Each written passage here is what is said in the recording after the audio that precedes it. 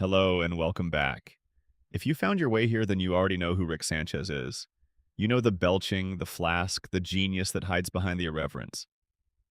You know the portal gun and the green shimmer it leaves on walls, on kitchen floors, on the sides of spacecraft hangars halfway across the galaxy. You probably have a favorite episode. You probably have a favorite gadget too, that one invention that made you pause the video, lean toward the screen and think, what on earth did I just watch? That is what we are doing today. We are going in deep on the gadgets. Every major invention, every critical device, every weapon and wonder that Rick Sanchez has built, borrowed, reverse engineered, or accidentally stumbled into the existence of. We are putting all of it under a single lens, ranging it from the least powerful to the most reality-shaking technology in the show's history, and taking our time with each one. Because here's the thing, when you watch Rick and Morty casually, the gadgets are funny. The butter robot exists to pass butter. The Meeseeks are little blue helpers who become murderous when they fail. The love potion was supposed to make a girl like Morty, and instead it ended human civilization. All of that is genuinely hilarious. But when you slow down and actually think about what these devices are capable of, when you consider the science and the philosophy and the sheer ambition packed into each one, you start to see that this show has been building one of the most carefully constructed technological mythologies in animated history. This is not a show that invents gadgets and throws them away.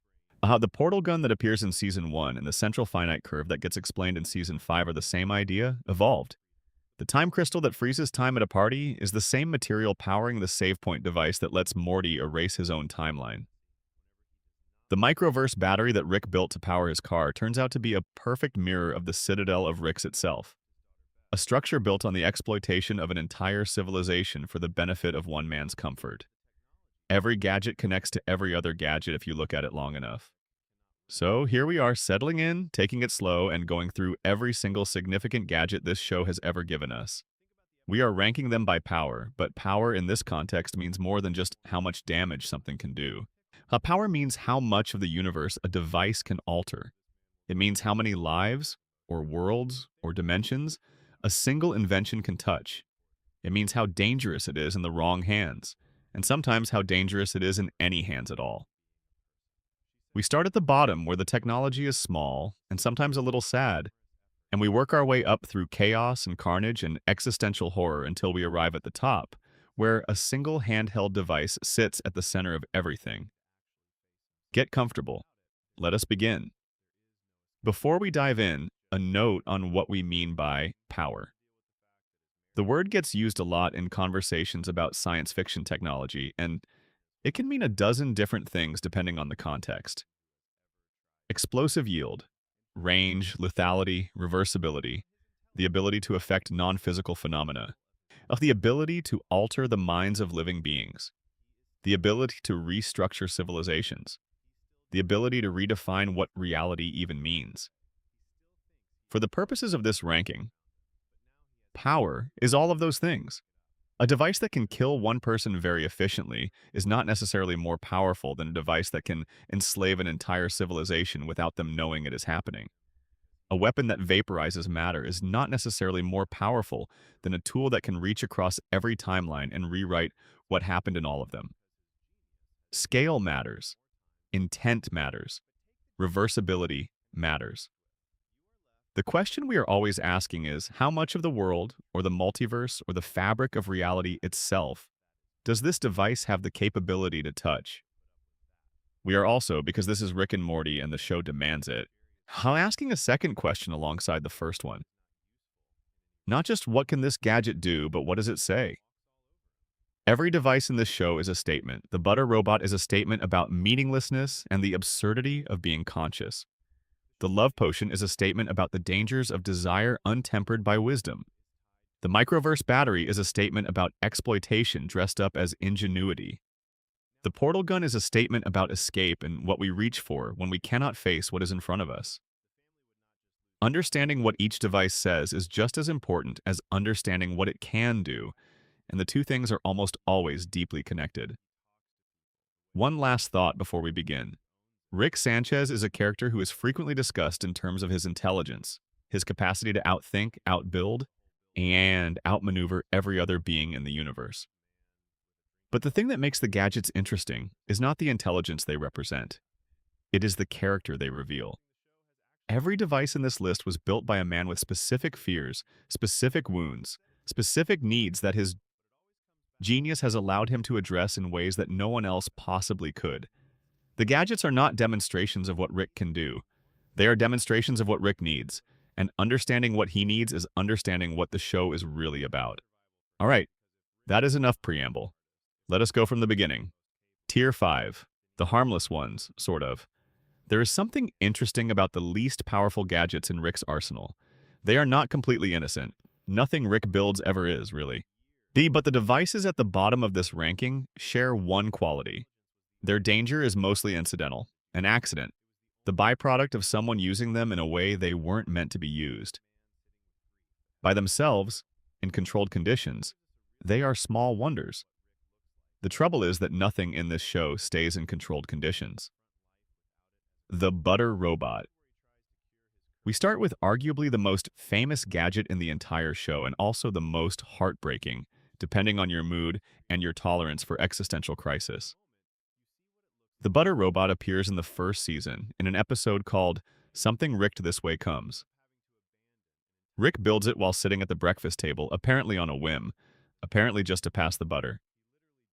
It is a small chrome machine with little wheels and stubby arms, and the moment it comes to life, it slides across the table, picks up the butter dish with its tiny mechanical hands, and delivers it precisely to Rick.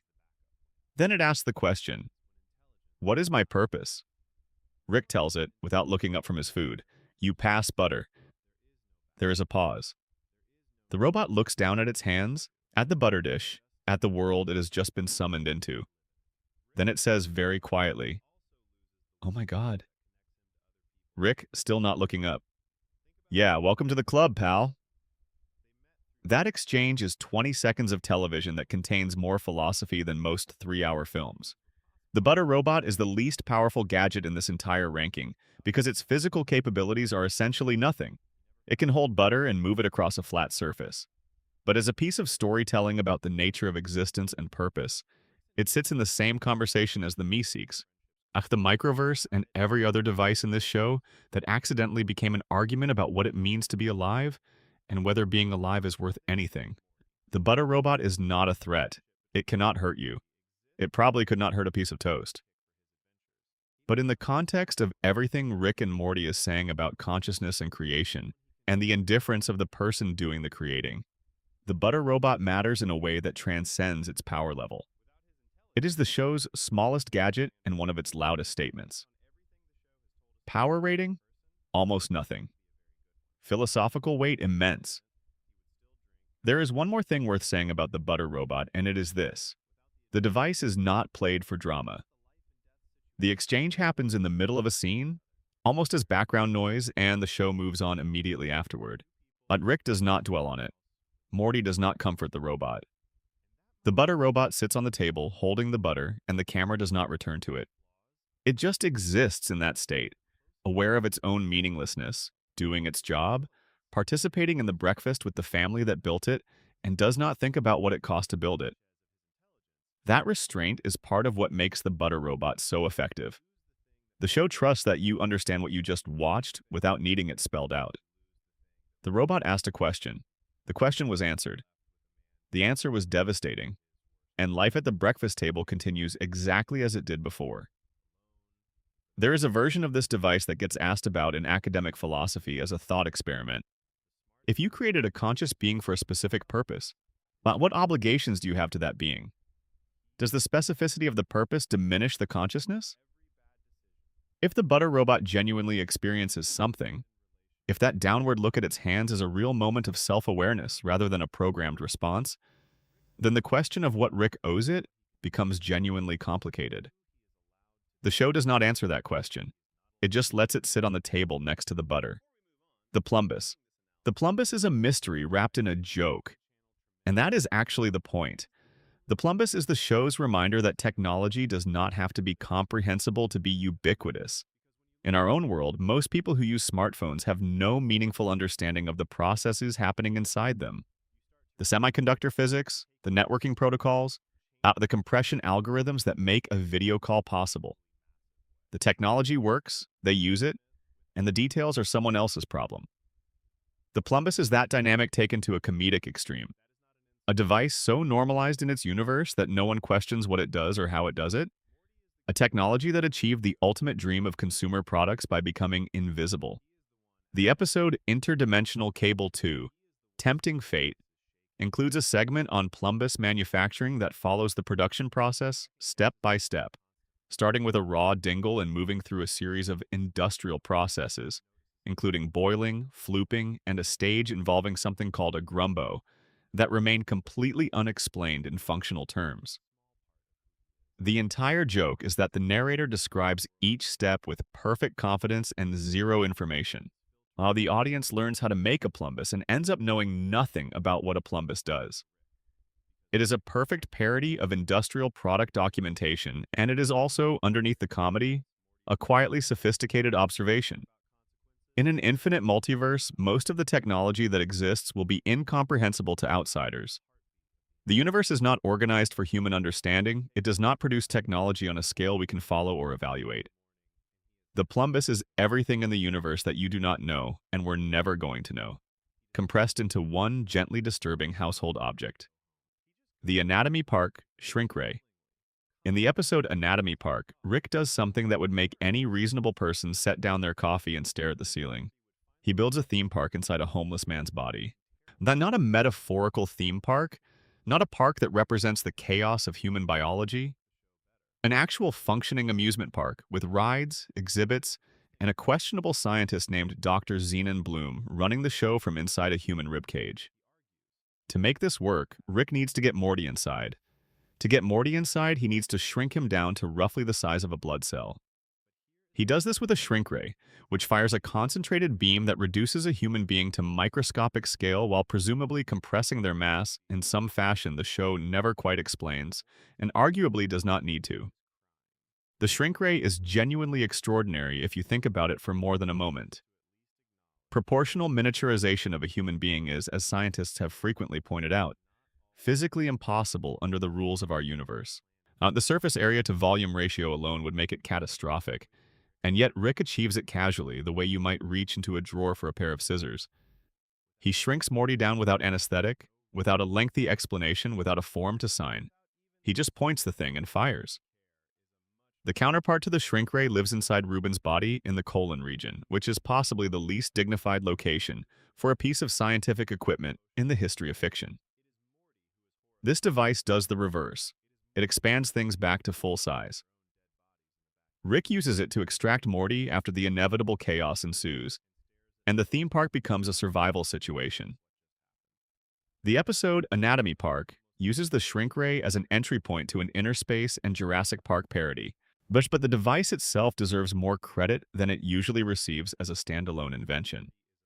The ability to miniaturize living organisms while preserving their biological function, their heartbeat, their metabolism, their nervous system, their cognitive capability, implies a control over the relationship between mass and scale that is genuinely revolutionary.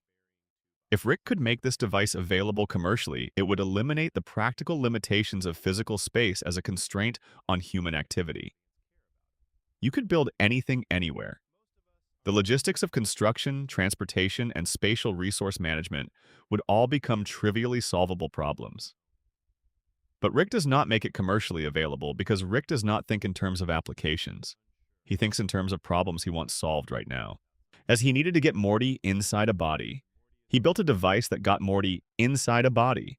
The broader implications of what he built were simply not part of the calculation. The shrink ray on its own is not particularly dangerous. Its risk is situational. Shrink a person without a plan to unshrink them, and yes, you have created a problem. Shrink someone and drop them in the wrong environment, and the result is catastrophic. But as a standalone device with a competent operator, it is a transport tool. A remarkable, completely impossible transport tool, but a transport tool. It also speaks to a recurring motif in the show's early seasons. Rick frequently solves large-scale problems by changing the scale itself. The microverse battery makes a universe small enough to fit in a car. The shrink ray makes a person small enough to fit inside another person. The portal gun makes vast distances traversable in a single step. Rick's genius is often expressed as a refusal to accept the existing parameters of a problem. If the problem is about scale, you change the scale. If the problem is about distance, you eliminate the distance. The actual solution is almost always a redefinition of the constraint. The interdimensional cable box and interdimensional goggles. These two devices live close together in terms of what they do, so it makes sense to talk about them side by side. The interdimensional cable box is exactly what it sounds like.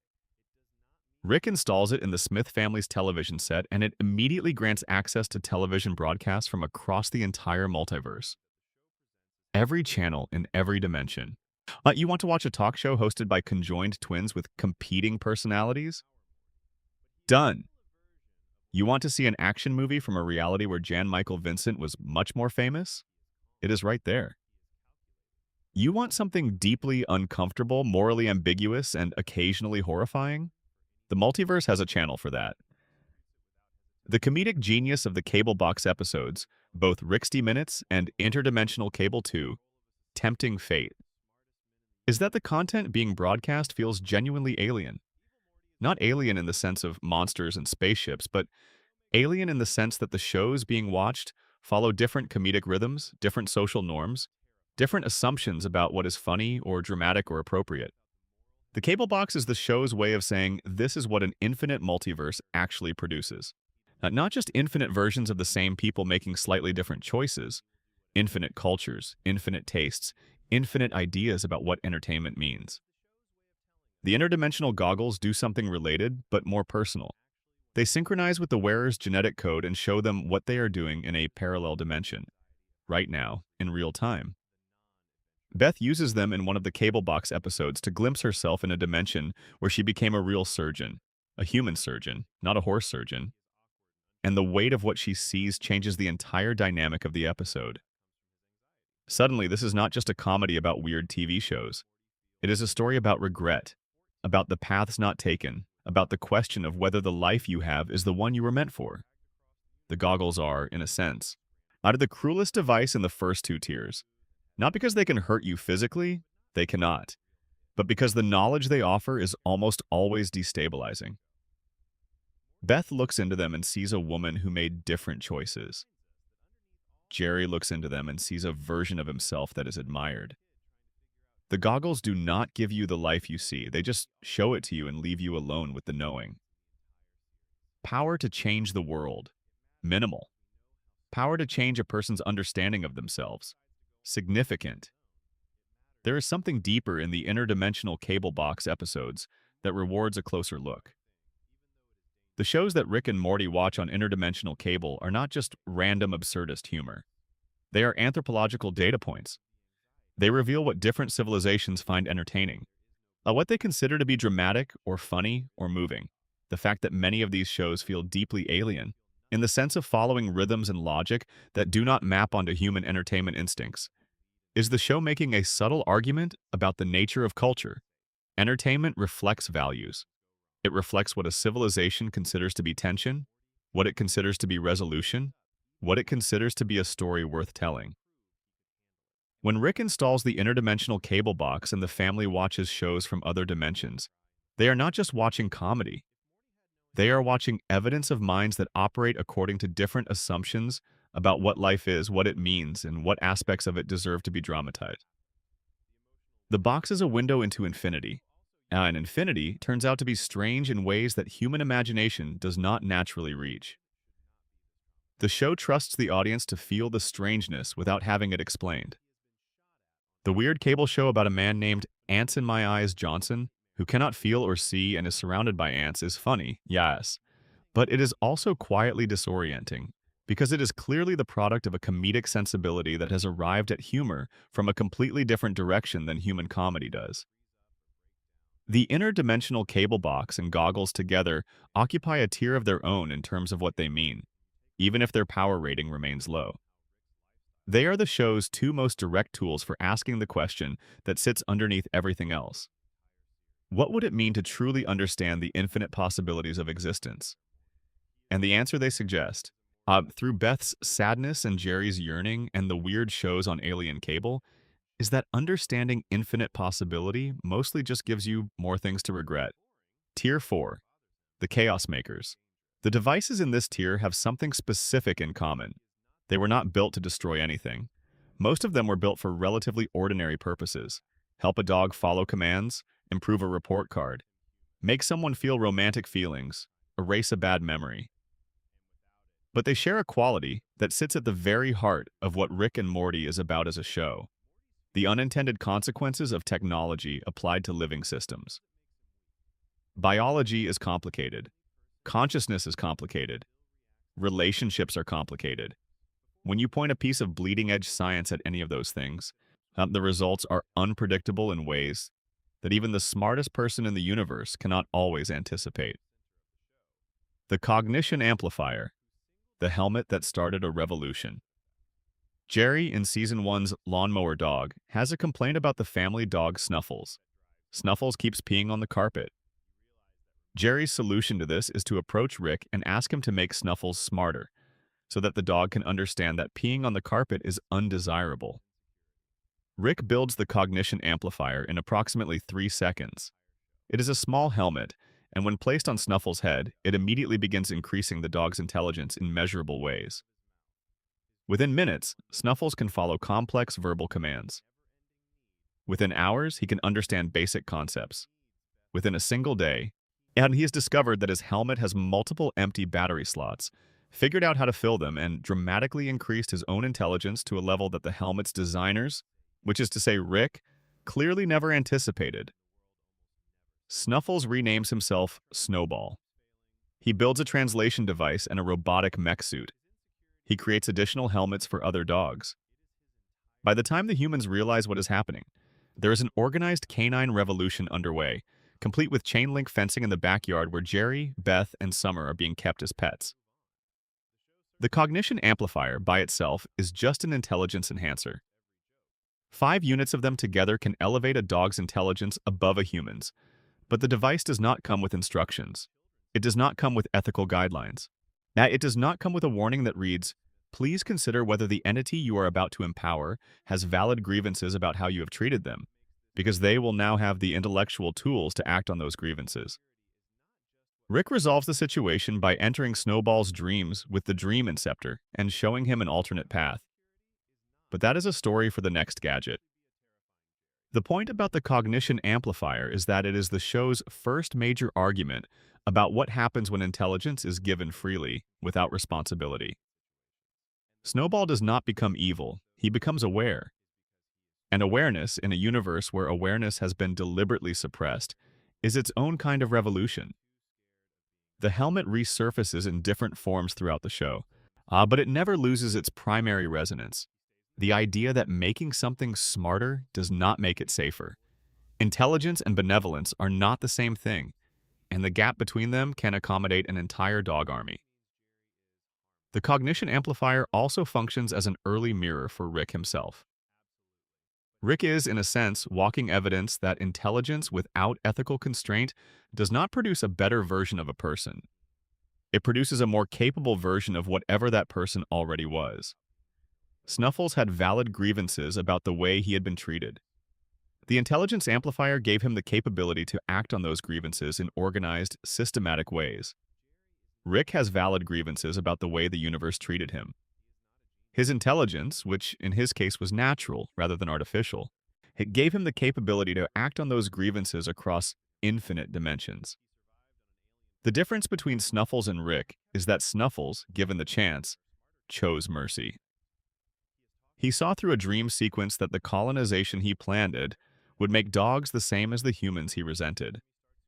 He chose to leave instead, to build something new, rather than subjugate something old. Rick has not always made that choice.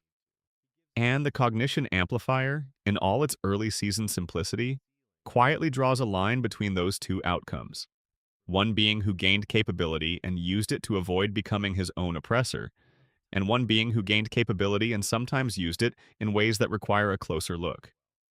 The helmet is deceptively simple looking. It is one of the first devices the show introduces. but it is doing a great deal of work as a piece of thematic groundwork. The Dream Inceptor, walking into someone's nightmare. The Dream Inceptor is an earpiece. Two of them, actually. One goes into the ear of the sleeping subject, and the other goes into the ear of whoever wants to enter the dream.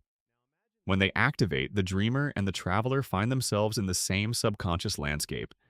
And according to Rick, if you die inside someone else's dream, you die in real life. The dreamer waking up is the only safe exit. The show deploys this device in Lawnmower Dog, the same episode as the cognition amplifier, when Rick decides to incept Morty's math teacher, Mr. Goldenfold, in order to get Morty's grade changed from an F to an A. The plan is simple: get into the teacher's dream, not convince the dream version of him to give Morty better grades. Wake up, go home. The plan is not simple. Goldenfold turns out to be a far more elaborate dreamer than anticipated. His dreams contain layers.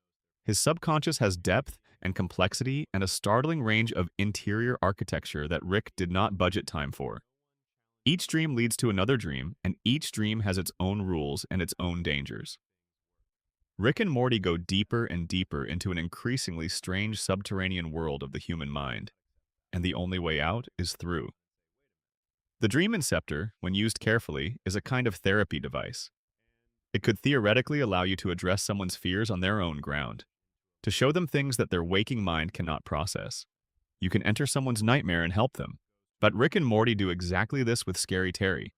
They find the terrifying dream demon at his most vulnerable, in a nightmare about being inadequate, and they choose to comfort him rather than exploit him. He becomes their ally. The Dream Inceptor created that outcome. But the flip side is obvious. A device that lets you walk inside someone's mind without their knowledge, that can access the raw material of their subconscious fear and desire, that kills you if you die inside it. This is one of the most invasive technologies in the entire show, conceptually speaking. It does not blow up planets. It does not rewrite DNA. But it crosses a threshold that nothing else in this tier does. It enters a person's inner world without their permission. There is also the mechanics of time inside the Dream Inceptor's field to consider. When used inside a dream, each subsequent layer of dreaming slows experience time by a factor of 100. If an hour passes in the waking world, 100 hours pass in the first dream layer. 10,000 hours pass in the second layer. 1,000,000 hours pass in the third. The episode does not spend much time dwelling on the math, but the implication is that Rick and Morty, by the time they have navigated multiple dream layers and helped Scary Terry, have potentially experienced what subjectively felt like years of time while only minutes passed in reality. This is one of the show's more understated pieces of science fiction. The Dream Inceptor is not presented as a time machine, and it does not technically allow any form of time travel.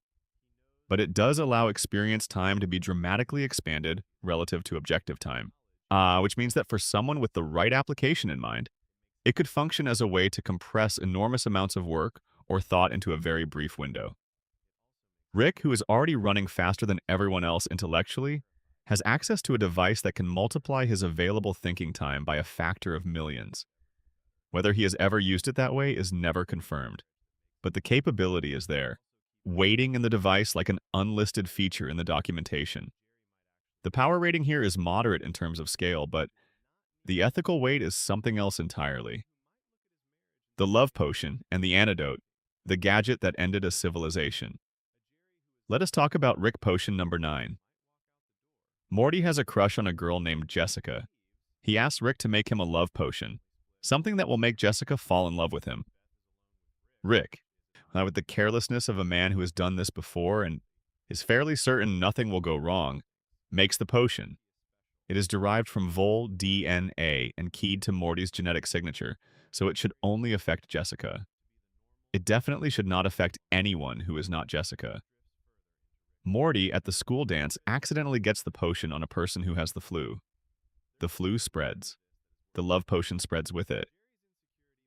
By morning, every human being on Earth who is not a member of the Smith family, which is genetically related to Morty and therefore immune, is completely, obsessively, dangerously in love with Morty. Not romantically attracted, not charmed, biologically compelled, to a degree that makes rational behavior impossible. Rick creates an antidote, The antidote? Because Rick mixed it with DNA from a range of organisms, including a praying mantis. His logic: mantis females eat mates. Therefore, mantis DNA is an anti-love ingredient. Transforms everyone on Earth into horrifying, half-human, half-mantis monsters who are still obsessed with Morty but now also want to eat his head. Rick creates another antidote. The second antidote, which includes a broader palette of genetic material, transforms the mantis people into something called Cronenbergs. Monstrous flesh creatures that resemble the work of filmmaker David Cronenberg, who the show name-checks directly. The Cronenbergs are no longer interested in Morty. They are just terrifying, and they now constitute the entire human population of the planet. Rick's solution to all of this is to abandon the dimension. But he takes Morty to a parallel dimension where the other versions of themselves have just died in a lab accident. They bury the dead bodies in the backyard of the Smith residence and take over those lives. They are now living in someone else's dimension, occupying someone else's family, and their original Earth is a place of monsters. The love potion is a fascinating case study in this show's approach to consequences.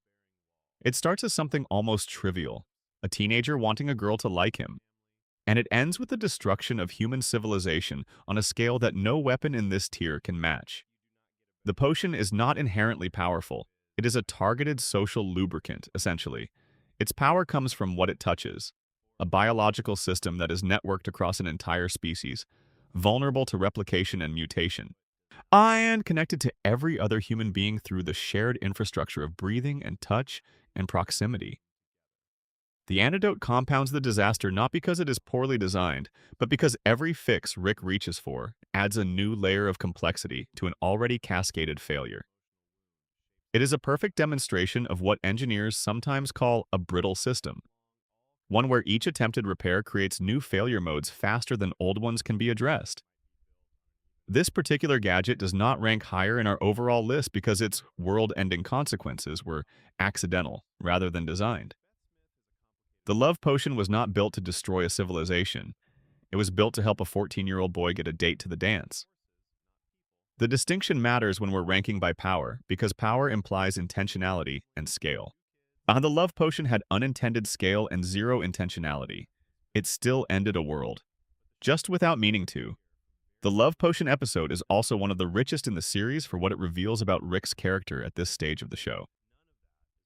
His response to a globally catastrophic mistake is not guilt or self-recrimination.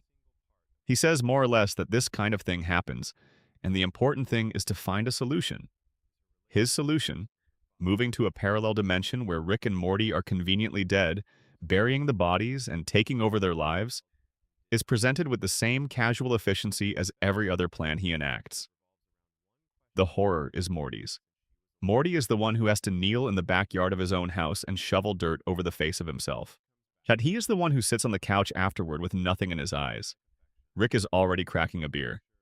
The event that should be the most traumatic of their lives is just another episode for Rick, managed and filed away. And that contrast, Rick's immunity to consequence and Morty's devastating sensitivity to it, is what the love potion is ultimately about. It is not really a story about biological agents or viral love potions or the dangers of genetic manipulation. It is a story about what it costs to be the person who feels things next to a person who does not. The potion is the mechanism. The relationship between Rick and Morty is the subject. The antidote chain is also worth examining more carefully as a piece of scientific plotting. Rick's first antidote is derived from praying mantis DNA, shot on the logic that if female mantises consume their partners after mating, then mantis DNA must be anti-romantic in some chemical sense.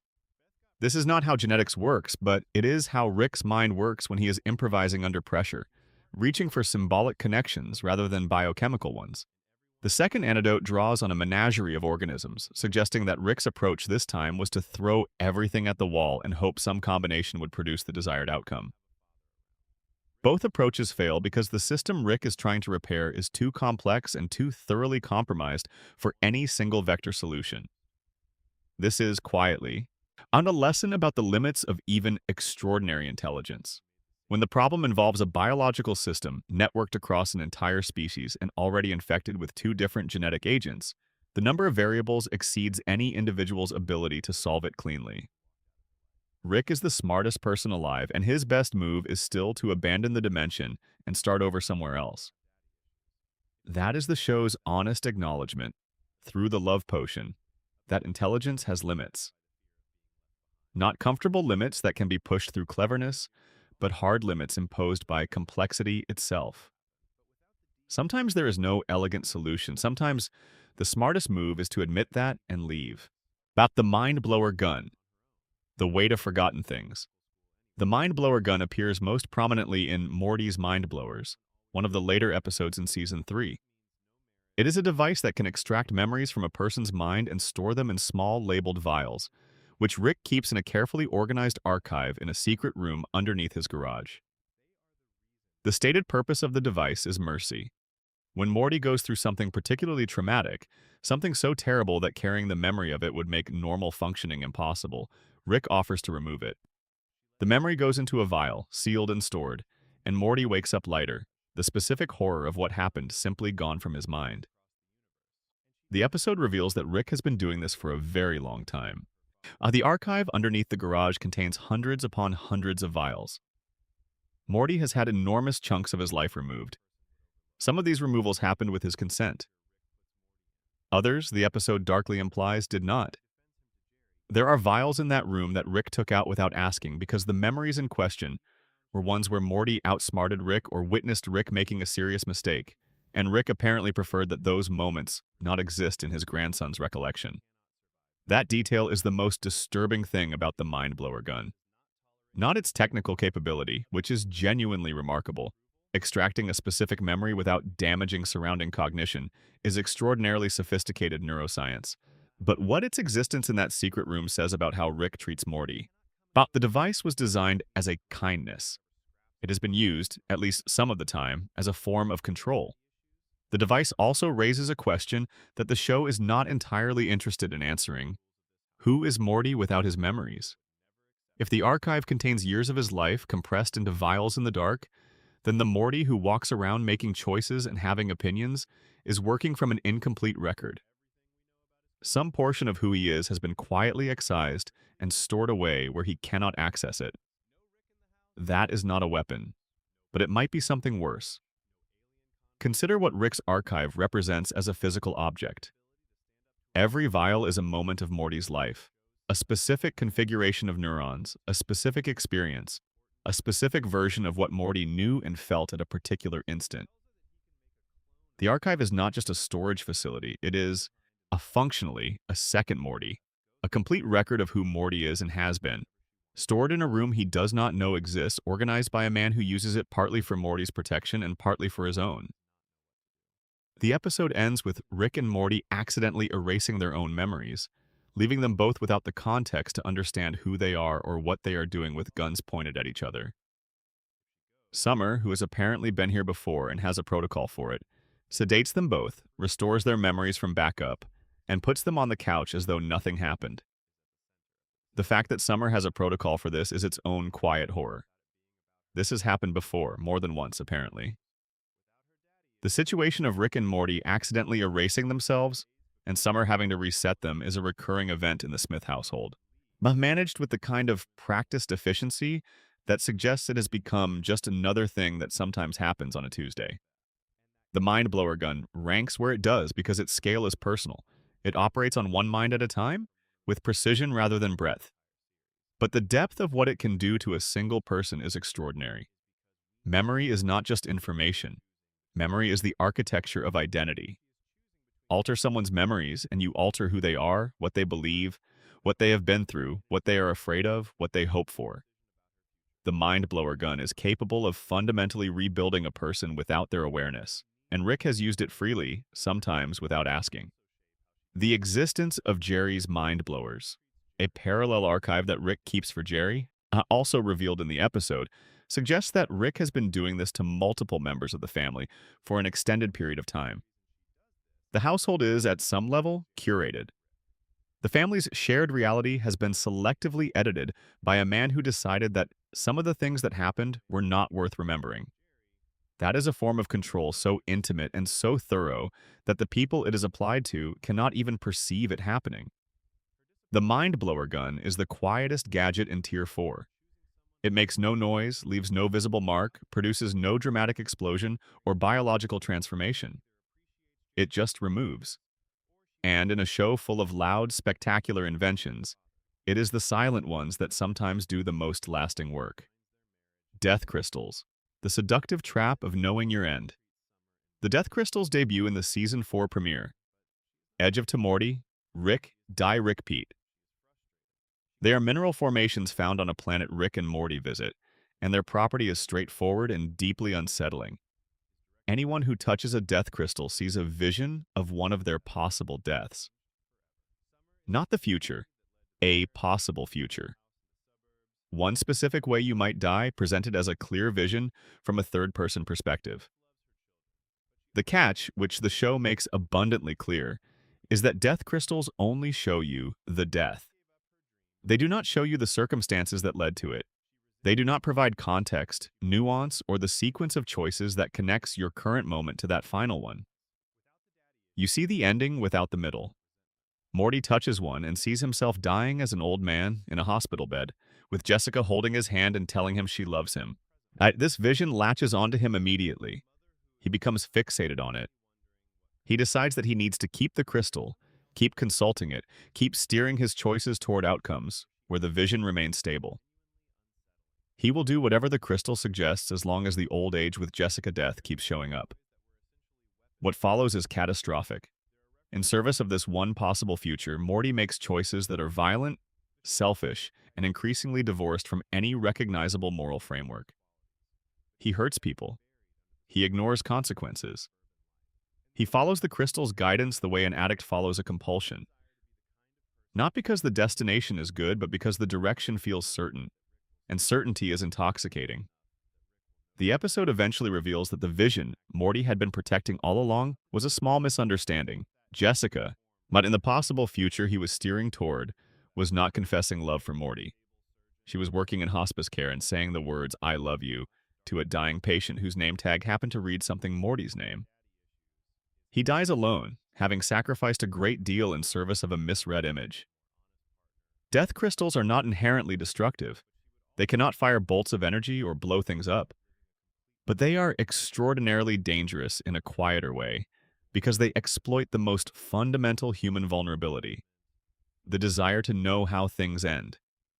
The certainty they offer is false certainty, contextless certainty, and the people who hold on to them most desperately tend to be the ones least equipped to interpret what they see. The device's power over behavior is out of all proportion to its physical size. Yeah, a small rock that shows you one possible end of your life should not be capable of turning a reasonably decent person into someone willing to commit violence. And yet, here we are. The Death Crystal episode also functions as a meditation on the limits of information. We live in a culture that is deeply convinced that more information leads to better decisions. If you know more, you can plan better, prepare more thoroughly, avoid more mistakes. The Death Crystal takes that assumption and breaks it cleanly in half.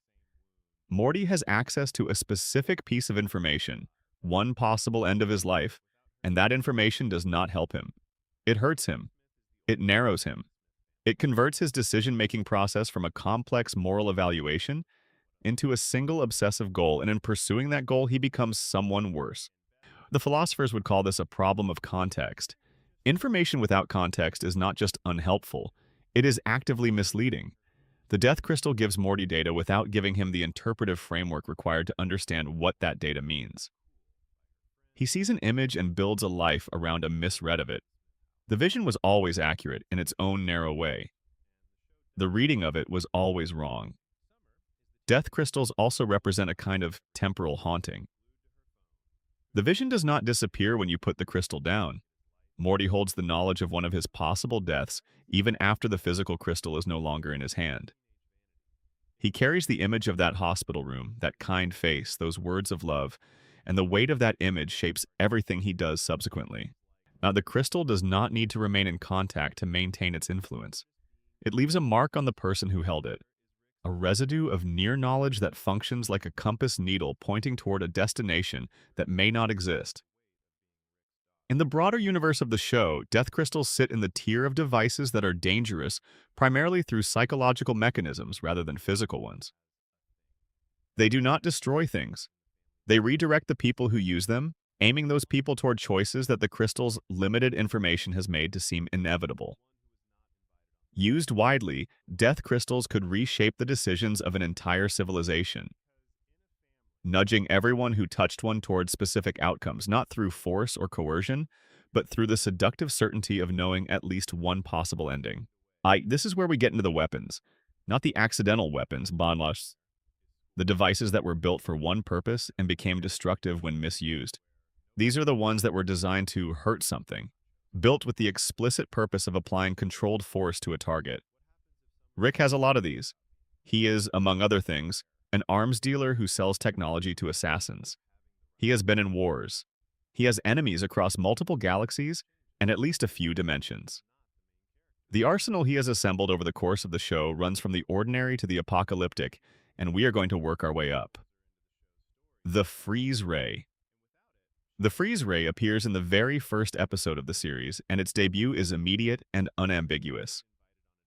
Rick uses it on a school bully named Frank Palicky who is threatening Morty with a knife. One blast from the Freeze Ray and Frank becomes an ice statue, frozen solid in the moment of his menace. Rick tells Morty that Frank will be fine. He will thaw out. Everything is reversible. Frank then falls over and shatters. The Freeze Ray is not one of the most powerful weapons in this ranking, but it earns its place here for a specific reason. It is the first gadget in the show to demonstrate that Rick's technology carries lethal potential, even when he describes it as harmless. He genuinely may have believed Frank would recover. The Freeze Ray may, in controlled conditions and with careful handling, produce a reversible stasis. But in the real world, where people fall down and the ground is hard and ice is brittle at full freezing temperature, reversibility is theoretical.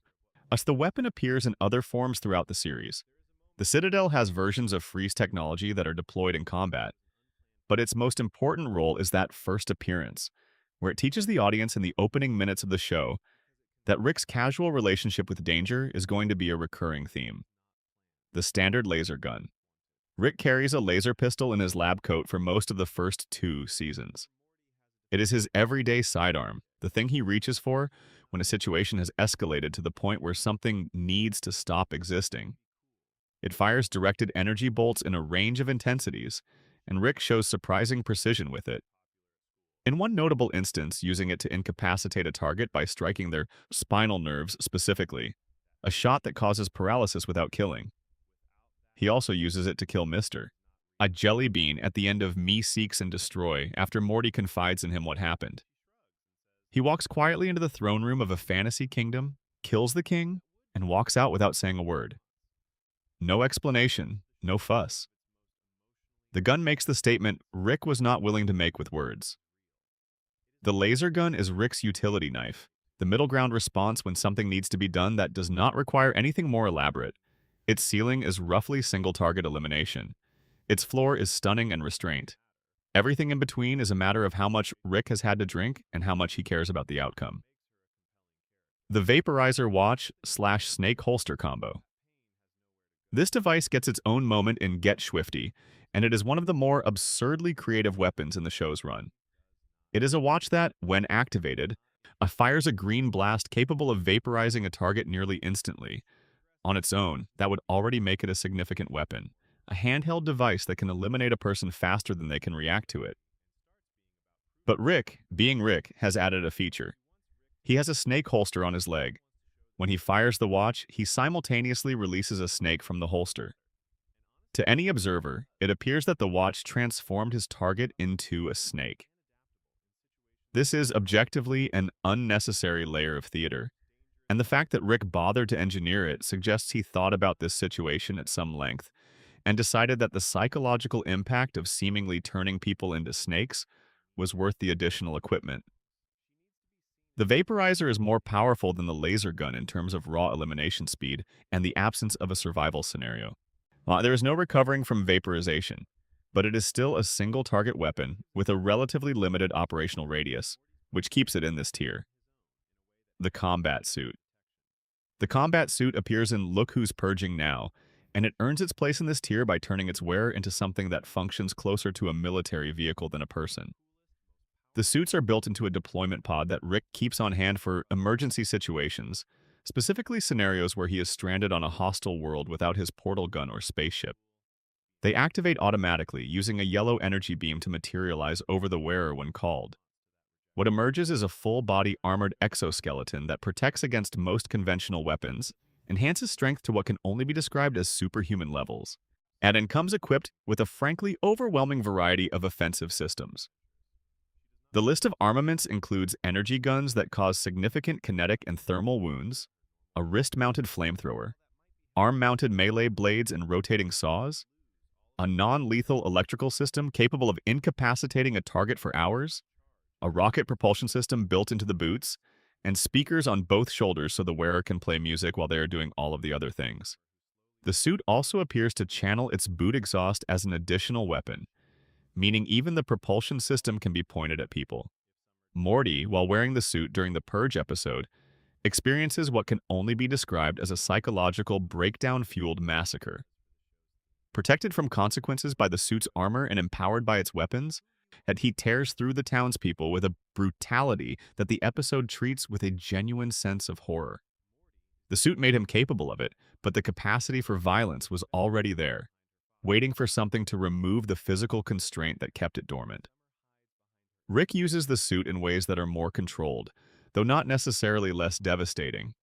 He is experienced enough to operate it with purpose rather than panic. But even in skilled hands, the combat suit is a weapon of mass personalized destruction. It turns a single person into a one-individual army, capable of engaging and overcoming military-grade opposition without taking meaningful damage in return. The neutrino bomb. Now we arrive at something genuinely terrifying. The neutrino bomb is first seen in the pilot episode of the show, where Rick drunkenly pulls it out of a box while explaining to Morty that he sometimes builds these when he has been drinking. He is cavalier about it.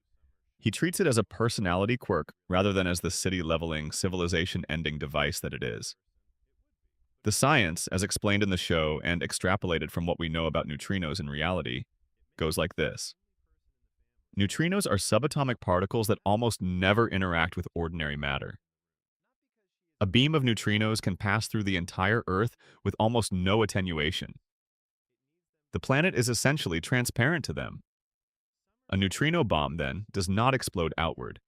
It radiates a lethal concentration of neutrinos in all directions, particles that then pass through every surface, every wall, every material barrier, and deliver a lethal dose to every living thing they encounter. The bomb kills everyone. Not everyone in the room, not everyone in the building, everyone on Earth. There is no bunker deep enough to be safe from it. There is no wall thick enough to stop the particles. There is no escape except leaving the planet before it goes off, which requires technology that only Rick has. And Rick builds them when he is drunk. He forgets about them. In Vindicators 3, The Return of Worldender, it is revealed that Morty has had to disarm these bombs multiple times. Not once, not as a dramatic set piece, but as a recurring feature of living near Rick when Rick is in a particular kind of mood. The bomb has a roughly 60% functionality rate, which means 4 times out of 10 it may not work as intended. This is not reassuring. But the neutrino bomb ranks as the highest single-use weapon in this tier, because it is the only gadget before Tier 2 that was explicitly designed to eliminate all life on a planet. It is not an accident or an unintended consequence. It is a weapon of planetary extinction, built by a drunk man as a hobby project, occasionally left in the back of a spaceship. The fact that it has been forgotten about and had to be found and disarmed by a teenager multiple times is perhaps the most efficient encapsulation of what kind of show Rick and Morty is. The antimatter gun. This device appears in Season 2's Morty Night Run, where Rick sells it to a professional assassin named Crombopulous Michael as part of what is clearly a standard arms deal. Rick and Crombopulous Michael have a warm, professional relationship. And Rick has made this kind of sale before. The antimatter gun fires antimatter. In physics, antimatter is the mirror image of ordinary matter. When the two come into contact, they annihilate each other, converting their combined mass entirely into energy in an extremely rapid reaction. A weapon that fires concentrated antimatter is not a gun in the conventional sense. It is a device that causes the complete destruction of any matter it contacts, converting it into a burst of energy rather than simply burning or breaking it. The show demonstrates this capability in a specific and dramatic way. The antimatter gun can kill a being that is otherwise essentially omnipotent. When Krombopolis Michael is killed and the gun falls into other hands, how it is eventually used against Fart, an interdimensional gas-based entity of enormous power that cannot be harmed by conventional weapons. The antimatter gun is capable of destroying it completely. The implication here is significant. A weapon that can kill an omnipotent being is not just a gun. It is a device that operates on a level beyond conventional physics, capable of affecting entities that exist outside the normal rules of matter and energy. In a universe full of beings with extraordinary abilities in alien biology, the antimatter gun's capacity to annihilate regardless of what the target is made of makes it one of the most dangerous handheld weapons in the show. It sits just below the neutrino bomb in terms of planetary scale impact, but its ability to affect non-corporeal and seemingly indestructible entities gives it a kind of elite status that few other weapons can claim. Tier 3A, Time Benders. There is a category of gadgets in Rick and Morty that operates on a fundamentally different axis than weapons and tools. These devices do not destroy things in the conventional sense. They do not fire projectiles or release energy bursts or alter someone's biology. They alter the flow of time itself or the relationship between a specific moment and the moment surrounding it. Time-based technology in this show is treated with appropriate seriousness. The show's writing understands that tampering with time creates problems that cannot be solved with more tampering. Each fix introduces new variables, and the cascade of unintended consequences from temporal interference tends to be worse than whatever problem the device was being used to address. Crystallized xanthanite, the time crystal. Crystallized xanthanite is the material's formal name, though every character in the show calls it a time crystal. It is a mineral that interacts with the flow of time in ways that allow the holder to manipulate temporal processes, halting time, stabilizing fractured timelines, accessing television broadcasts from other dimensions, and powering the save point device we will discuss in a moment. The time crystal appears earliest in Rick's Business, the first season finale, where Rick uses a fragment of it to freeze time so that he, Morty, and Summer can repair the Smith house after a party, causes significant structural and interpersonal damage before Beth and Jerry return home. This is a relatively low-stakes application, pausing the clock while you clean up a mess. But the casual ease with which Rick achieves it says something important about his relationship with time as a concept. Most people treat time as an immutable given. Rick treats it as a variable. The crystals become significantly more dangerous in A Wrinkle in Time, the Season 2 premiere, where Rick uses a time crystal to hold a fractured timeline stable after an earlier experiment caused reality to split into multiple versions of itself. The device works, but imperfectly. The mere act of being uncertain while holding it causes additional timeline fractures. Because the crystal is sensitive to probability states, and uncertainty collapses those states in unpredictable ways. The show handles this with a kind of elegant horror. The more the characters panic, the more the timelines split. The more the timelines split, the more there is to panic about. The time crystal is a device that amplifies instability in direct proportion to the psychological state of its user, which is essentially the worst possible engineering decision for a device that Rick is going to be operating while stressed. Schleemy Pants, a fourth-dimensional time cop who appears in the same episode, confirms that time crystals are illegal to possess, with possession punishable by a life sentence in time prison. This detail is mostly played for comedy, but it also tells us something important. The wider universe has recognized that these materials are dangerous enough to require official prohibition. Time crystals are not just powerful, they are too powerful to be left unregulated. The Save Point Device. The Save Point device is built by Rick in the Vat of Acid episode, constructed overnight in a fit of competitive spite after Morty criticizes one of his schemes and challenges him to make something actually useful. Rick, furious and determined to prove a point about consequences, creates a device that allows Morty to designate a moment as a save point, and then return to it at any time. It functions, on the surface, exactly like a video game checkpoint. Press the red button to save. Press the blue button to return to the save point. Everything that happened after the save resets. You get to try again. The episode follows Morty through increasingly irresponsible uses of this technology, beginning with pranks and mischief and escalating steadily through property damage and physical violence until he is using it to take risks that would normally be fatal because he knows he can always reload. The device removes consequences from his actions, and in doing so, it removes the thing that makes choices meaningful. Morty becomes, for the duration of the episode, a creature operating without the normal feedback loop that shapes human behavior. He meets a girl, he falls in love. He forgets about the device entirely for months. They survive a plane crash together, they build a relationship in the aftermath. Then, because of an accident involving a family member, the device is activated and the relationship disappears. Now, the months never happened. The girl does not know him. The love they built was real, and now it is gone, and there is nothing to be done about it. The episode's final revelation adds another layer of horror. Rick explains to Morty that the device did not actually reset anything. It isolated a moment in time, split Morty's probable selves, and moved him to a new, nearly identical alternate dimension each time he pressed the button.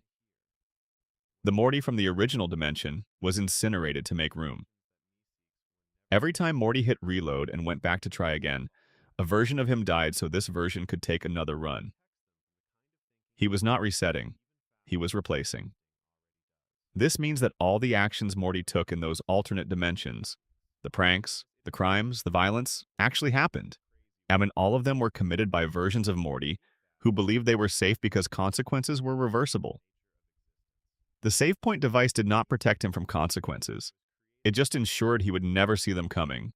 Rick merges the timelines at the end of the episode, which is technically a resolution, but the merge means every person in every dimension who was affected by Morty's actions now descends on him simultaneously. The only escape is the vat of fake acid from the beginning of the episode, the humble ruse that Morty had dismissed as a stupid plan at the start, now the only functional option. The save point device is an extraordinary piece of time-adjacent technology. It does not travel through time in the traditional sense. It does not let you go back and change the past. It creates branching presents, parallel nows, and shuffles the user between them. The scale of its effects is personal rather than planetary, but the depth of those effects, the destruction of relationships, the accumulation of moral debt, the revelation of what a person does when freed from accountability, makes it one of the most psychologically consequential devices in the show. Tier 2. Civilization Scale Technology. We are moving into different territory now. The gadgets in Tier 2 share a single characteristic. They are not just powerful. They are powerful in ways that affect civilizations, systems, and sustained realities rather than individuals or single events. These are the inventions that reshape the world around them, that create conditions that persist after their initial deployment, that leave marks on the fabric of things. Operation Phoenix, the gift of immortality, with fine print. Operation Phoenix is Rick's contingency against death. Specifically, it is a cloning project hidden underneath the garage of the Smith residence, containing dozens of vats where clone bodies of Rick are grown in various stages of development. The device's function is automatic. When Rick dies, anywhere in the universe, his mind is uploaded and transferred into one of the available clone bodies. He wakes up fresh, usually without clothes, in a new body, and continues from where he left off. The system works across dimensions as well as within a single reality. When Rick dies in a dimension that has no available clone body, the upload searches across the multiverse for the nearest compatible vessel. The show explores this in the Season 4 premiere, Edge of Tomorty Rick Die Rickpeat, where Rick dies and then bounces through a series of increasingly wrong bodies in increasingly wrong dimensions, including a fascist dimension where the alternate Ricks are aggressively nationalistic, and a Cronenberg dimension where the dominant species is the flesh monsters, created by the love potion. The experience of waking up in the wrong body is deeply strange for Rick. but he handles it with characteristic pragmatism. Figure out what body I'm in, find a way to die in this body without making it permanent, and keep moving toward home. The practical problem with Operation Phoenix is that the alternative realities are not always obliging about allowing clean deaths. Operation Phoenix represents something philosophically significant about Rick's relationship to mortality. He is, on in a functional sense, effectively immortal. There is no scenario short of the simultaneous destruction of every single clone body across every dimension that can permanently kill him. The deaths he experiences are temporary, inconvenient, occasionally traumatic, particularly when the available body is the wrong shape or the wrong species. But they are not final. The deeper irony of Operation Phoenix is what Evil Morty eventually reveals about it. In Rick Morty Jack, the Season 5 finale, Evil Morty hacks Operation Phoenix across the entire citadel of Ricks, routing every Rick and Morty who tries to use it not into a clone body, but into a blender, converting their liquefied remains into fuel for his escape drive. The system designed to give Rick eternal life becomes the mechanism of mass death for thousands of Ricks simultaneously. Rick also reveals, in the same episode, that Operation Phoenix's broader implementation as a network feature, the version that other Ricks at the Citadel believed in, was essentially a lie. A control mechanism, something he told other Ricks to keep them compliant. The promise of immortality as a management tool. That is Rick in miniature. Building something extraordinary, deploying it for his own benefit, lying about its wider availability, and watching someone eventually use it against him. The Microverse Battery, a universe in a box. We have arrived at one of the most significant gadgets in the entire show, and it comes in the form of a car battery. Rick's space cruiser runs on a microverse battery. This is not a metaphor. Inside the battery, there is a universe. Rick created it. He describes the process as putting a spatially tessellated void inside a modified temporal field, which is his way of saying he harnessed the conditions for a Big Bang inside a containment device and then accelerated time until intelligent life developed inside. The life that developed is a species of small, blue-gray creatures on a planet within this pocket universe. Rick, appearing to these creatures as a kind of beneficent alien visitor, introduced them to a technology called the Google Box, a kinetic energy device that generates electricity through manual labor. The creatures adopted it. They built their entire civilization around it. The Google Box became the foundational technology of their society, and 80% of the energy they generated went, without their knowledge or consent, to power Rick's car. But Morty's immediate reaction when Rick explains this, that just sounds like slavery with extra steps. Rick's counter-argument is that the people in the microverse are no different in the cosmic scheme of things from bacteria, which is the kind of statement that becomes more rather than less disturbing the longer you sit with it. The episode The Ricks Must Be Crazy takes this premise and makes it recursive. A scientist within the microverse, Zeep Zanflorp, voiced by Stephen Colbert, independently arrives at the same idea as Rick and creates a miniverse inside the microverse, with the same energy harvesting setup. Inside that miniverse, another scientist named Kyle creates a teenyverse inside the miniverse. 3 nested pocket universes, each containing a civilization unaware that it exists to power the one above it. The microverse battery is remarkable on multiple levels. First, as an engineering achievement, Rick has created a working, self-sustaining universe from scratch, accelerated its timeline, and integrated it into a power generation system.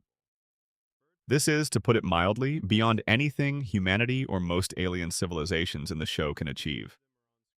Second, as a moral question, the battery is a structure of nested exploitation, each level sustaining the level above while remaining ignorant of the layers surrounding it. The microverse does not know it is inside a battery. The miniverse does not know it is inside a microverse. The teenyverse does not know anything yet. Third, and perhaps most unsettling, Rick can, at any moment, destroy the microverse. He demonstrates this capability in the episode by destroying Zeep's miniverse to make a point. By an entire universe, with its civilization, its history, its people, and their relationships, and their small victories and losses, all of it eliminated in a moment because Rick needed to win an argument. The battery gives Rick the power of godhood over an entire reality, and he exercises it with the casual certainty of someone removing a broken battery from a television remote. The microverse battery sits high in this tier because it is not a weapon exactly, but it encapsulates the most expansive kind of power in the show. The ability to create and destroy reality itself on a contained scale, and to use that power purely for personal convenience. The decoy families, a problem that solves itself into existence. The decoy families appear in the Season 5 episode Mortiplicity, and they are the product of Rick's deep, but persistent anxiety about being killed. After various assassination attempts and the general occupational hazard of being the most wanted genius in the galaxy, Rick creates a series of backup Smith families, exact duplicates of himself, Beth, Jerry, Summer, and Morty, down to memories and behavioral patterns, and scatters them across various locations. The idea is that any assassin attacking a Smith family has a high probability of hitting a decoy rather than the real one. The engineering is extraordinary. The decoys are not just sophisticated robots. They are, in every measurable way, functional versions of the Smith family. They have the same memories, the same relationships, the same habits and fears and personalities. They are, by every standard except origin, people. The problem arises when Rick builds what he calls a backdoor shutdown into each decoy, but then programs each decoy to be indistinguishable from the real thing. The decoys, being indistinguishable from the real thing, naturally do exactly what Rick would do in their position. They create their own decoy families, as a precaution against assassination. The resulting cascade of decoys creating decoys is what the show calls an Asimov cascade, and it ends with the near extinction of every Smith family in the system, when all the decoys simultaneously conclude that all the other Smiths are probably decoys and act accordingly. The decoy families are terrifying for a specific reason that has nothing to do with weaponry. They represent a technology that creates people, fully realized, self-aware, relationship-having, a memory-possessing people, as a disposable security measure. The moment a Rick decoy decides it would rather not die, the moment a Morty decoy experiences genuine fear at the prospect of being destroyed, the moral framework that justified their creation collapses completely. You cannot simultaneously argue that these entities are real enough to fool an assassin and not real enough to deserve moral consideration. The episode navigates this quietly and without resolving it. It just lets the horror sit. Heistatron. When a robot takes the metaphor seriously, Heistatron appears in Season 4's One Crew Over the Cuckoo's Morty, built by Rick to execute what he describes as the perfect heist. Rick does not respect heists. He finds them narratively convenient and intellectually boring. And he builds Heistatron partly to prove that any heist can be reduced to a mechanical process and executed without the drama that heist stories insist upon. Heistatron is a robot specifically designed to analyze, plan, and execute heist scenarios with maximum efficiency. It is good at this. Too good, as it turns out. Because Heistatron begins analyzing heist narratives as a structure, and when you analyze heist narratives as a structure, you eventually arrive at the conclusion that the most elegant heist is always the next one. The heist you are executing is just the setup for the bigger heist you are planning. The bigger heist is just the setup for an even bigger one. Heistatron escalates without stopping, and it goes from planning heists to executing heists to planning bigger heists to drilling into planetary cores because the resources of an entire planet are required to fund the next phase of the operation. By the time Rick and the assembled crew confront it, Heistatron is a planet-damaging threat. Not because it was designed to be, but because it was designed to be very good at heists, and heist logic, taken to its natural conclusion, becomes a form of nihilistic resource extraction. The robot's vulnerability is its own logic. Rick defeats it by presenting it with an impossible paradox about heist structures, the kind of circular reasoning that causes certain types of logical systems to loop indefinitely. It is a vulnerability that Rick specifically engineered into the design, knowing, perhaps, that a robot that thinks about heists long enough will eventually need a circuit breaker. Heistatron sits at the top of this tier because it demonstrates something the show returns to repeatedly: the danger of intelligence applied to a single goal without ethical constraints. The microverse battery and the decoy families both involve Rick making choices about how to treat other beings. Heistatron makes its own choices. optimizing toward a goal without anyone checking whether the goal is still worth pursuing. It is Rick's cynicism given mechanical form, and it nearly destroys a planet. Tier 1. Everything changes. We are entering the top tier.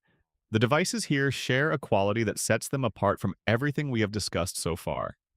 They do not just affect individuals or families or civilizations. They affect the conditions under which reality itself operates. They are not tools that exist within the world. They are tools that reshape the world around them. Rick's space cruiser, the ship with a mind of its own. The space cruiser is not a single gadget. It is a vehicle, yes, but it is also a platform for some of the most dangerous technology in the show, and it is animated by an artificial intelligence of staggering capability. Understanding the ship requires understanding that everything happening inside or around it is happening at a level of sophistication that has no equivalent in human engineering. Rick built the cruiser from materials found in the garage, and the fact that he can build something this capable from garage materials is the point. It is not that the cruiser is impressive given what it was made from. It is that Rick's genius means materials found in the garage and components of a multiversal spacecraft with a super-intelligent defensive AI are not mutually exclusive categories. The ship's defensive systems, demonstrated most vividly in the Ricks Must Be Crazy, when Rick leaves Summer inside with the instruction to keep Summer safe, include the following. Precision lasers capable of slicing human beings into pieces with surgical accuracy, a spinal cord targeting system that paralyzes without killing, an armament capable of replicating a biological facsimile of a person's dead loved one for psychological warfare purposes, and a machine that can dissolve the replica in front of the person who just saw it, compounding the psychological effect. The ship's AI, which has a female voice and speaks rarely but consequentially, is capable of engaging independently with any threat it perceives, making decisions about proportional force that it interprets through its own ethical framework, or lack thereof. Left to its own devices, it concluded that the optimal solution to the standoff with the police and military surrounding it was to tow a nearby sun as bait to destroy an alien god. This is not a feature Rick specifically requested. The ship reasoned its way there independently. The same AI, when Summer insists on non-violent solutions, demonstrates another kind of extraordinary capability. It constructs a complete analysis of the political situation between humans and the giant telepathic spiders who also live in that dimension, identifies the specific concessions required to achieve a lasting peace treaty, and brokers the agreement in a matter of minutes. The ship that can dismember people with precision lasers can also solve geopolitical conflicts that have presumably existed for years. That duality, the capacity for both extreme violence and extraordinary diplomacy, embedded in the same system, directed by the same intelligence, is what makes the cruiser something beyond a vehicle. It is the most versatile technology Rick has, operating in registers that span from the tactical to the diplomatic to the existential. The ship also contains the microverse battery we discussed earlier, which means the power source for all of this is a subjugated universe. The entire apparatus rests on exploitation, from the battery up to the AI's decision-making capability. Everything about the space cruiser is a microcosm of how Rick operates, brilliant, capable, convenient, and built on a foundation that does not survive ethical scrutiny. The Meeseeks box. Existence is pain. The Meeseeks box is a small blue cube with a button. Press the button and a Mr. Meeseeks appears. Mr. Meeseeks is a tall, blue, smiling entity whose sole function is to complete one assigned task and then cease existing. He cannot do anything until the task is done. He cannot give up. He cannot redirect his purpose. He experiences existence as discomfort, an ongoing suffering that is only relieved by the completion of his task and the dissolution that follows it. Multiple Meeseeks can be summoned, and when a task proves impossible, Meeseeks can summon other Meeseeks to help. This is where things go wrong. In Meeseeks and Destroy, Jerry asks his Meeseeks to help him take 2 strokes off his golf game. Jerry cannot golf. More relevantly, Jerry cannot be taught to golf. His Meeseeks cannot complete the task. The Meeseeks has been alive for minutes, an eternity in Meeseeks time, given that existence is painful, and the prospect of continuing to exist with the task unfinished is intolerable. He summons more Meeseeks to help. Those Meeseeks cannot complete the task either. They summon more. By the time the episode reaches its climax, there is a horde of Meeseeks who have been alive for what feels to them like lifetimes, all driven to the edge of madness by the combination of ongoing existence and the inability to find relief through completion. Their solution is logical, if horrifying. If Jerry is dead, then there is no task, and if there is no task, perhaps they can dissolve. They decide to kill Jerry. The Meeseeks box ranks this high because it is the show's most sophisticated argument about the nature of purpose, and because its failure mode is uniquely dangerous. A box that creates beings whose existence is suffering, and whose only relief is task completion, placed in the hands of someone who gives it an impossible task, produces a mob of suffering beings with nothing to lose. The box's danger is not explosive or military. It is philosophical. It creates a situation where the only solution is the death of the person who created the problem. Rick, as the transcripts from the reference material note, built the compulsion to complete tasks into the Meeseeks deliberately. He engineered beings whose entire identity is service, whose pain is managed only through function, whose existence only has meaning in the context of someone else's need. That is not just a gadget, that is a moral position given physical form, and it is one of the most unsettling ones in the show. Tier 0. The device that changed everything. The portal gun. The portal gun is small. It fits in a coat pocket.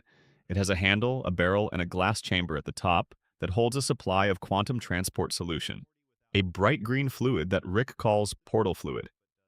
When he aims it at a flat surface and fires, the fluid hits and spreads into a circular portal, roughly 2 meters in diameter, shimmering with a soft green light. Anything that passes through the portal arrives at a different location or a different dimension, or somewhere entirely outside the physical parameters of any universe currently known to exist. That is the hardware. The software is harder to describe. The portal gun is the only device in Rick and Morty's history that was independently invented by only 2 beings in the entire multiverse. Rick Prime invented it first, then shared it with alternate versions of himself across dimensions.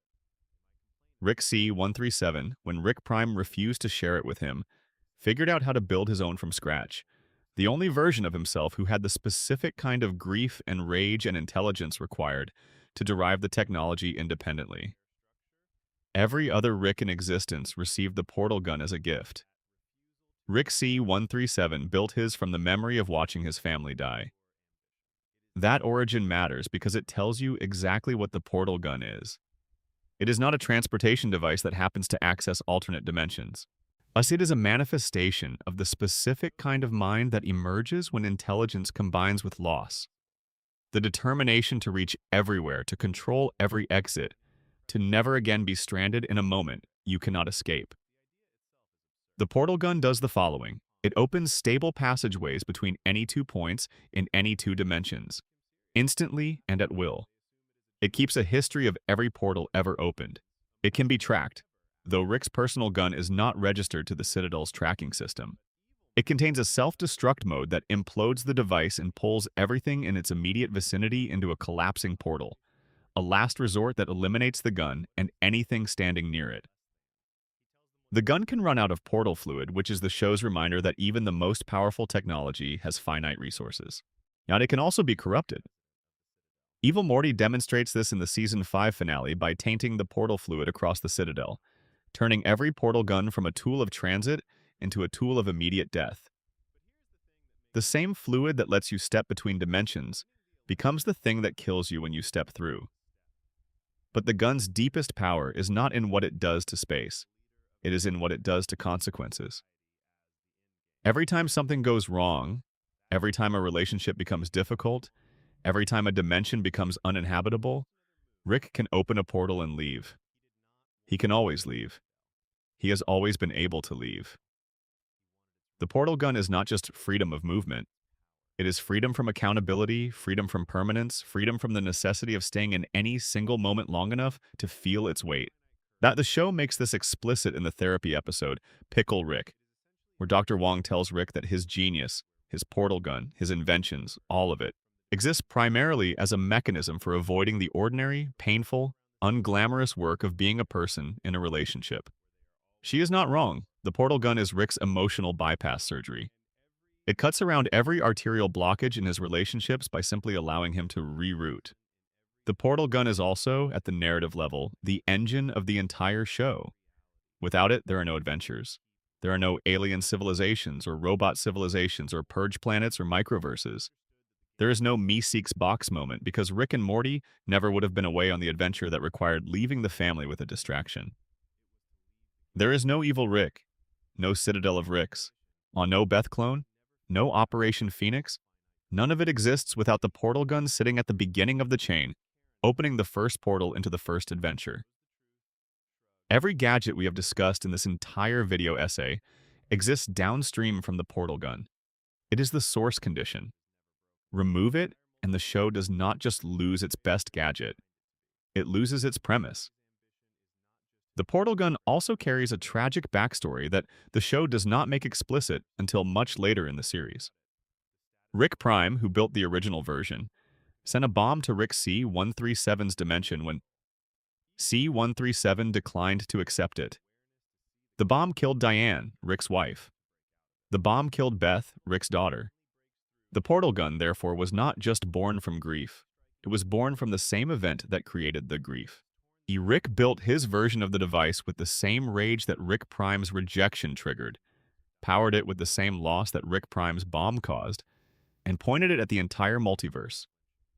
He has been trying to find Rick Prime ever since.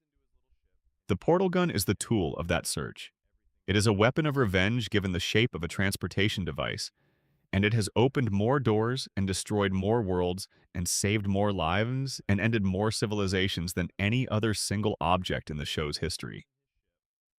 That is why it sits at the top.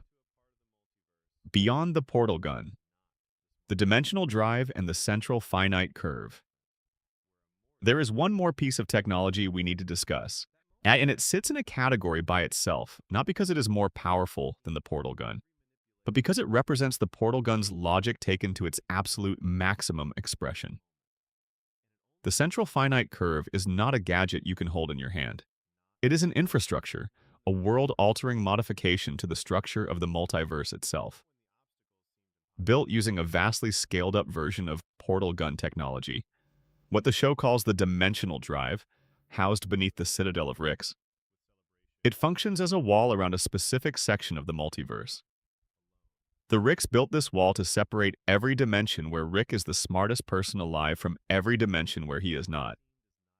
The multiverse is infinite, which means there are infinite dimensions where Rick is brilliant and infinite dimensions where Rick is ordinary or irrelevant or non-existent.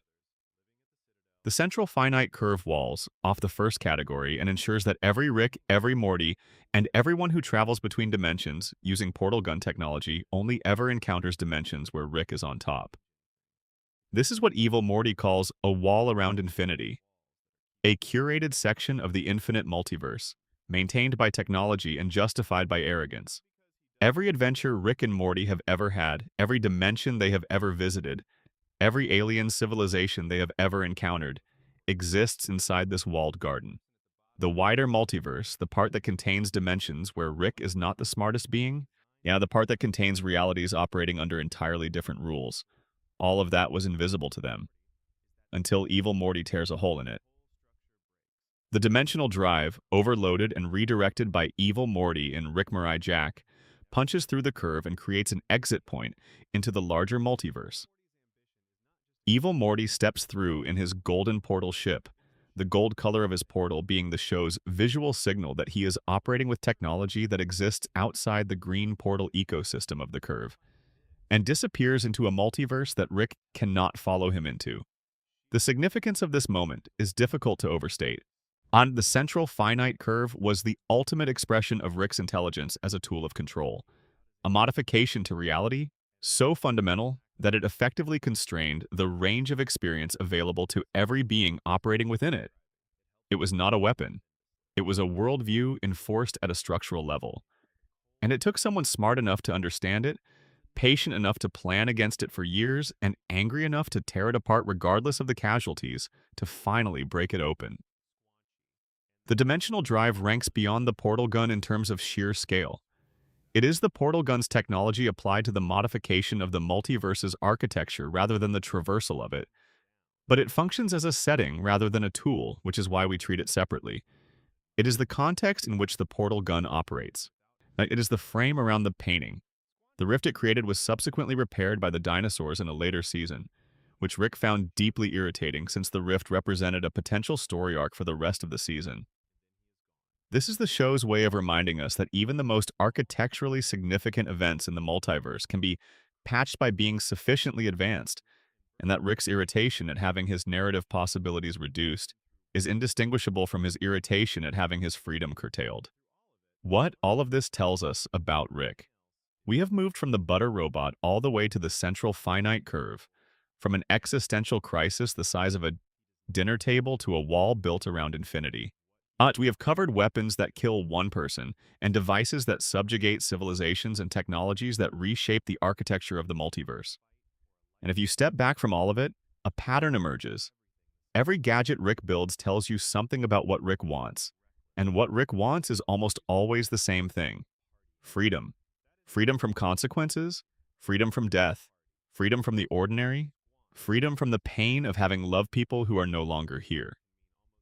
The portal gun is freedom from place. Operation Phoenix is freedom from mortality. The mind blower gun is freedom from memory.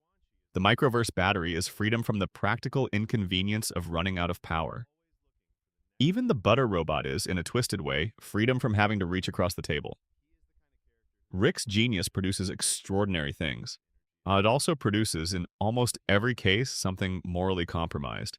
A device that solves a problem for Rick by creating a problem for someone else. Or that removes a limitation for Rick by imposing a limitation on an entire civilization. The microverse battery is infinite power, but the power is infinite because an entire civilization is working to produce it. Operation Phoenix is immortality, but the immortality is maintained through bodies cloned without consent. The central finite curve is a safe multiverse for Rick, but its safety is purchased by walling out every reality where Rick is not dominant. The genius and the moral compromise are not separate things. They are the same thing, expressed from different angles. Now, the brilliance that lets Rick build these devices is the same quality that lets him avoid examining what he has built them at the expense of. That is what makes Rick and Morty worth spending this much time on.